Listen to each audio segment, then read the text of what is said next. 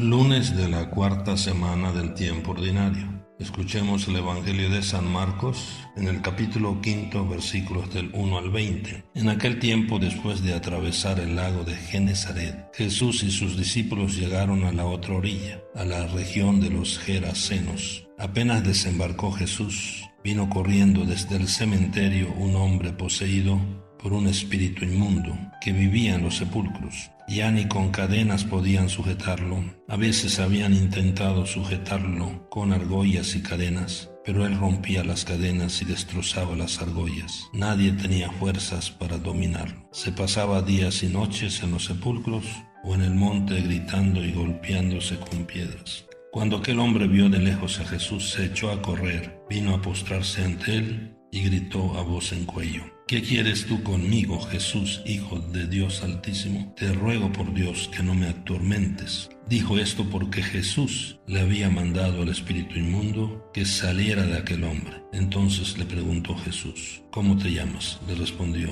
Me llamo Legión, porque somos muchos. Y le rogaba con insistencia que no los expulsara de aquella comarca. Había allí una gran piara de cerdos que andaban comiendo en la falda del monte. Los espíritus le rogaban a Jesús: déjanos salir de aquí para meternos en esos cerdos. Y él se lo permitió.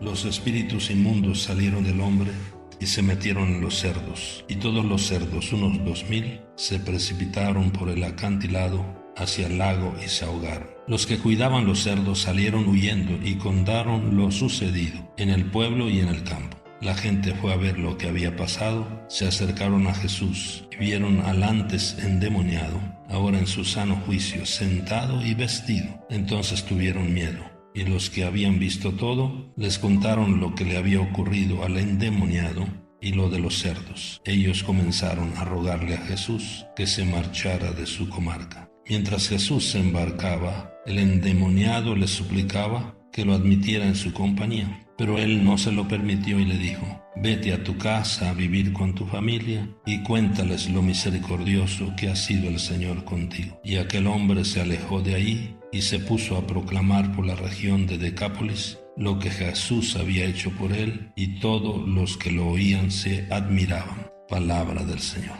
Mis queridos hermanos, hoy estamos invitados a descubrir en Jesús que lo que nadie puede, Él lo puede todo. Y por eso se nos habla de que nadie tenía fuerzas para dominar a este hombre poseído por un espíritu inmundo. Pero para Jesús no hay nada imposible. Entonces podemos ver que Jesús es aquel que viene a liberarnos de toda esclavitud. Por lo tanto, donde no hay esclavitud, ahí está presente Dios. Y por esto nosotros estamos invitados hoy a redescubrir esa presencia liberadora, sanadora e integradora a la familia y a la comunidad en el actuar del Señor Jesús. Vemos cómo también nosotros necesitamos, para ser liberados, correr al encuentro del Señor Jesús, ir al encuentro del Señor Jesús y echarnos a sus pies. Necesitamos entonces reconocer con humildad y con valentía que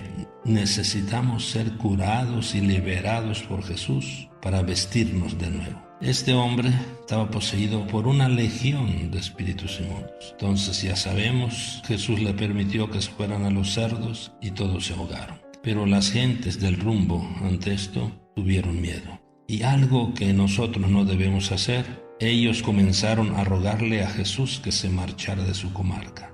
Ellos preferían, por decirlo así, sus cosas materiales, sus cerdos, a la presencia de Jesús liberadora con ellos. Esto a veces puede acontecer también en nosotros, que nos acostumbramos tanto a andar en la oscuridad, en las tinieblas, en el pecado, que a veces preferimos los charcos, las tinieblas, el pecado. Preferimos ser esclavos del mal a ser hombres libres en el amor de Dios. Entonces, que nosotros no le digamos nunca a Jesús que se marche de nuestra familia, que se marche de nuestra presencia, que se marche de nuestro estado y de nuestras comunidades. Todo aquel que ha sido liberado por Jesús tiene que ser testigo de la misericordia del Señor. El Señor le pide que vaya a su familia, a su casa. ¿Para qué? Para sanar todo el daño que había hecho a su familia. Porque sabemos que cuando nosotros estamos en el pecado, en algún vicio, estamos en el camino del mal, hacemos mucho daño a los seres que son nuestra familia, sobre todo,